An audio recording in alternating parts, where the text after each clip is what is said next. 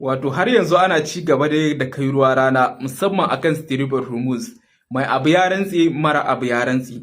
Shugaban kasar Amerika ya fito ya ba kasar Iran lokaci, ina ga zuwa yau ya ce lalle su fito su yi sanarwa wa duniya cewa a Strait Hormuz yana nan fa a buɗe. Kowa ya zo ya wuce. Inda su kasar Amerika sun fitar da sanarwar cewa kasar Iran fa ba ta da control akan Strait Hormuz. Suke gaya ma kamfanonin duniya masu manya-manyan jirage su zo su wuce lafiya kalau ne, kasar Iran ba abin da za ta iya yi. Inda ita kuma kasar Iran ta fitar da sanarwar cewa dukkanin wani jirgin fa da bai bi wato ainihin dokokin kasar Iran domin ya wuce ta wannan waje ba, to fa zai haɗu da wato ainihin fushin hukumomin kasar Iran. Inda jirage da dama sun juya sun bar wannan wajen, waɗanda suke niyyar su shiga sun tsaya, waɗanda ba su shiga, waɗanda za su taho kuma sun wato ainihin koma baya daga iya wannan shinge da ita kasar Iran ta kafa. Mai abu ya rantse mara abu ya rantse. Inda ita ko wato ainihin shi shugaban kasar Amerika yake ƙara kira da cewa lalle kamfanoni ko da wasu musamman kasashen Europe da sauransu su yi watsi da ainihin bukatun kasar Iran na tools din da ta ce za ta rika karba a wannan Strait Hormuz din. Ta yi watsi da waɗannan, kada su bi wato ainihin dokokin da kasar Iran ta ce za ta kafa. Ita kuma kasar Iran ta ce lalle ita tana nan tana jira dukkanin wani jirgin da wai yace ba zai bi wato ainihin a dokokin ta ba domin ya wuce ta wannan waje, to fa tana jira ta gani jirgin nan ya zo ya wuce. Kun san inda al'amarin yake, dole ne fa kasar Iran gidansu ne.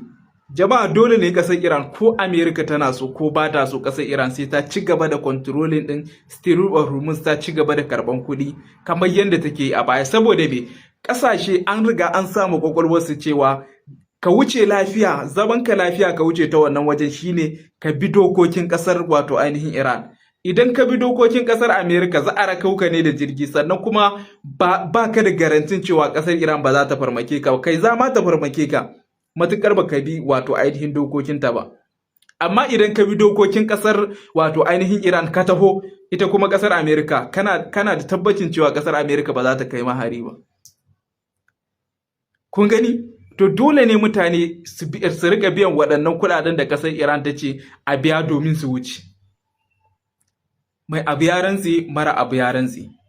Yanzu dai za mu zuba ido mu gani. Sannan kuma dangane da wato ainihin assassination na shi shugaban kasar Amerika da kasar Isra'ila ta sanar da shi cewa kasar Iran tana nan tana wannan shirin a ɗan wannan lokaci, ya fitar da sanarwar cewa a jiya bayan ya ce ya bar wasiya, yanzu ya ce an wato ainihin ɗana adadin wato missile guda 1000 waɗanda matukar wato aka yi assassinating nashi, to fa za a kai mai Iran hari a lokaci ɗaya da waɗannan wato ainihin missile ɗin, a cewa shi shugaban kasar Amerika Donald Trump. Amma dai za mu zuba ido mu gani yadda abubuwa za su kaya. Na gode. Jamhuriyar Musulunci ta rantse sai ta kashe mahaukacin karen Amurka. Shi kuma mahaukacin karen Amurka ya rantse idan aka kashe shi sai Amerika ta ɗauki mataki. To wannan abin shi ake ce ma mai abu ya rantse mara abu ya rantse. Wato Mujtaba Khomeini, jagoran addinin musuluncin Iran, sai yanzu yayi magana akan halin da ake ciki. Sannan martanin da ya a halin yanzu zai girgiza ku gabaki daya kamar yanda ya girgiza mahaukacin karen Amurka wato Donald Trump. Ku zo ku ji yanda labarin yake. Asalin labarin shine wato ƙasar Amurka da ƙasar Yahudawa sun kashe ma ƙasar Iran manyan sojoji irin su Qasim Soleimani, wanda aka zo aka ce sai an rama sai an ɗauki martani. Daga baya kuma aka zo aka ƙara kashe jagoran addinin musulunci da kuma wato manya-manyan jigajigai da sakataren majalisar koli ta tsaron ƙasar Amurka irin su Ali Larijani. Shi ma Iran ta ce sai ta ɗauki martani. Sannan kuma da ƙarshe sai suka ce babban martani za su yi ɗauka shi da su tabbatar da cewa sun ɗauki fansa shine su kashe mahaukacin karen Amurka kuma su kashe tsaka-tsaka ta ƙasar Yahudu, wanda shi wato su mahaukacin kare na Amurka ya ɗauki abin kaman wasa. Sai gashi shekaran jiya shi tsaka-tsaka ta ƙasar Yahudu ta gaya ma cewa wato hukumar leƙen asirinta ta Mossad ta gano cewa Iran tana wani shiri na halaka wato shi mahaukacin karen Amurka. Sai ta gaya mashi shi ne mahaukacin karen Amurka jiki na rawa, ya ce shi kuma wallahi idan dai har aka kashe shi wai sai ƙasar Amurka ta ɗauki martani. Sannan ya ƙara da cewa wai ya ba da umarni a karkata wato arsenal ko a ce makamai masu cin dogon zango su kalli gehen kasar jamhuriyar musulunci ta Iran, ya ce su saita su kalli nan wurin su jira da an kashe shi to su mai da martani, mutuwa kenan bayan ka mutu kuma za a mai da martani. To kwatsam shi dai jagoran addinin musuluncin Iran bai ce komai ba har yanzu. To yanzu jagoran addinin musulunci ya yi magana bayan jana'izar mahaifin shi, wanda bayan ya bude da sunan Allah ya ce dole ne za su ɗauki martani sannan za su ɗauki fansa akan kisan mahaifin shi jagoran addinin musulunci Iran Ayatullahi Ali Khamenei. Sannan ya ƙara da cewa fansa guda ce ita ce su hallaka jagororin da suka ɗauki wannan alhaki na kashe wa'innan shahidai manya-manyan jigo na ƙasar su gabaki ɗaya, wanda a halin yanzu dai wannan yana zama irin shi magana ta farko tun bayan da aka yi jana'izar mahaifin jagoran addinin musuluncin Iran din wato Mujtaba Khomeini, wanda ake kira Sheikh Ayatullahi Ali Khamenei kuma shahid. A halin yanzu dai ina tabbatar muku da cewa hankalin mahaukacin kare na Amurka da tsaka-tsaka ta ƙasar Yahudu su riga sun tashi, sannan kuma ya rantse ya ce idan dai har aka kashe shi to wallahi ba zai yadda ba, shi ma sai an rama. Wannan shine abin da yake faruwa tsakanin ƙasar Yahudu da kuma ƙasar Amurka da kuma jamhuriyar musulunci ta Iran. Suna na John Take mai kawo rahoto kai tsaye daga gabas ta tsakiya da sassan duniya gabaki daya.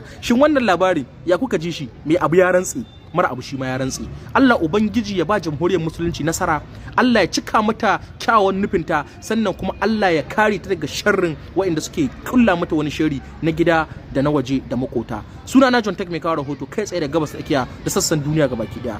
Menene fatan ku akan jamhuriyar musulunci? Menene fatan ku akan kasashen Yahudawa da ƙasar Amurka? Mu har da ku a dan akwatin nan na comment section. Allah ya sa mu dace, nagode. Kuna ina Amurka ta kasa hankuri a halin yanzu ga yanan tana ma ƙasar Iran barazana irin ta ƙarshe akan mashigin Hormuz.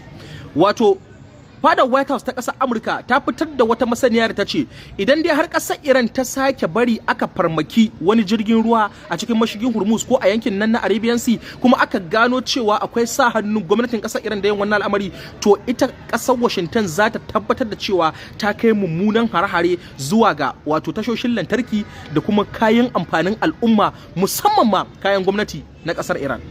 Wannan dai ba ita bace barazana irin ta farko da ƙasar Amurka take ma wato ƙasar Iran din a halin yanzu. To ku zo ku ji yadda asalin labarin yake. Ƙasar Amurka ta fitar da wani rahoto ta cewa wai har-haren da aka kai a mashigin Hormuz, ƙasar Iran ta zo ta bayan fage ta tura mata masaniyar cewa wasu ne 'yan tada ƙayar baya wa'inda ba ƙarƙashin ikon gwamnatin Iran ba, su suka kai wa'innan har-hare da suka jawo lalacewar mu'amala tsakanin ƙasar Amurka da ƙasar Iran a halin yanzu.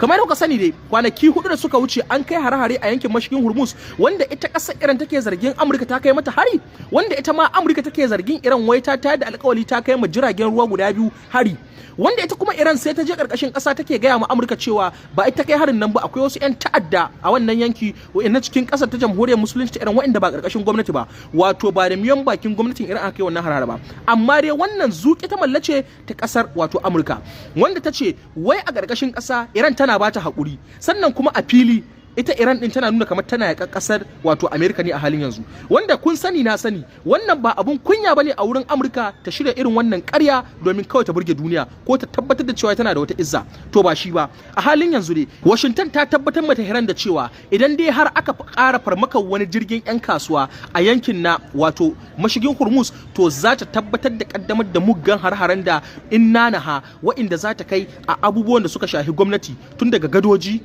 da tashoshin lantarki, tashoshin jirgin ƙasa da kuma wato jiragen ƙasan da kuma titunansu a cikin ƙasar ta jamhuriyar musulunci ta Iran. To amma a ganin ku wannan masaniya da ita ƙasar Amurka ta fitar na cewa wai a ƙarƙashin ƙasa Iran tana neman fahimta da ƙasar Amurka, shin da gaske ne ko ko dai zuki ta mallace wacce mahaukacin kare ya saba yi lokaci bayan lokaci? Sannan a ganin ku idan dai har ƙasar Iran ta ci gaba da farmakar jirage kamar yadda ta faɗa za ta ci gaba da yi a mashigin Hormuz, idan dai har bata ba su umarni ba, Amurka za ta iya zartar da hukunci take ce za ta ma ita kasar wato ta Iran, ko ko dai cika baki ne? Duk dai ku hada ku sa mu akwatin comment section. Allah ya sa mu dace, nagode.